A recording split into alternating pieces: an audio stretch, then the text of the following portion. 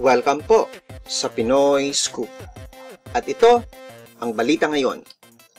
Sa stage, napapa-impress ni Laika Gairanod ang mga tao sa pamamagitan ng kanyang pagkanta, pero sa mga interview at casual conversations, ang 9 na taong gulang ay napapa-impress ang mga tao sa kakaiba pa niyang galing. Pagkatapos siyang itanghal na Grand Champion ng The Voice Kids, si Laika ay naging isang TV darling. Siya ay gumanap na rin sa isang TV show at pinortray ang kanyang kwento sa Maalaala Mo Kaya.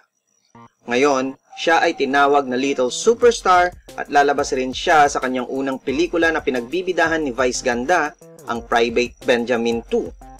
Ito ay bukod pa sa kanyang singing career kung saan ang kanyang solo album ay ginagawa na under MCA Universal at isang guesting sa nalalapit na concert ni Lani Misalucha.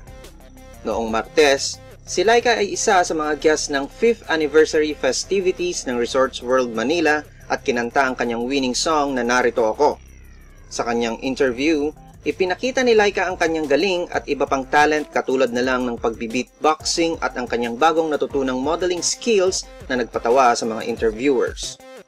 For more news, visit us at www.thepinoyscoop.blogspot.com.